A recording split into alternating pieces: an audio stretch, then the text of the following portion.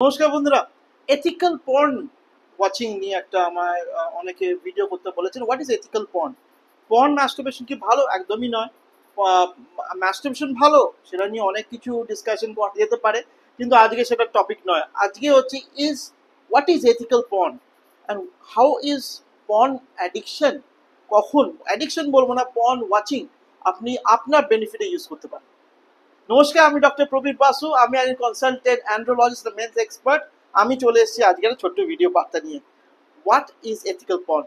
Couple therapy বলে কিছু শুনেছেন? কাপল থেরাপি হচ্ছে, আপনি হয়তো মনে করছেন আপনি সেক্সের দিক দিয়ে আপনি একজন রকস্টার, কিন্তু আপনার পার্টনার মনে করছেন না।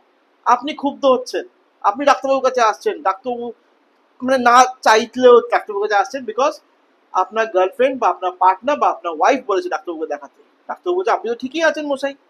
পেশেন্ট বলছে আপনি আপনি বলছেন যে আমি তো পেশেন্ট নই, আমি তো জানতাম আমি ঠিক আছি, কিন্তু কেন আমাকে বারবার আপনার কাছে ডাকা হচ্ছে? তখন একটা ইম্পর্টেন্ট চলে আসে, কাপল থেরাপি। কাপল থেরাপি হচ্ছে দুজন স্বামী স্ত্রীকে নিয়ে বসা এবং তাদের বলা, হয়তো ওই যে একটা বলে না, স্বামী বলছে মানে বউকে তুই ভালোবাসো না আমায়, বউ বলছে স্বামীকে তুমি ভালোবাসো না আমায়। কারণটা হচ্ছে দুজনেই দুজন ভালোবাসা ব্যাপারটাই জানে না।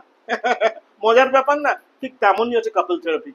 কাপল থেরাপি হচ্ছে আপনারা হয়তো দুজনেই বুঝতে পারছেন না যে দুজনেই কোথাও একটা খামতি আছে, and that is not physical, that is maybe related to sexual positions, maybe different sexual fantasy যেটা somehow is not made up by each other।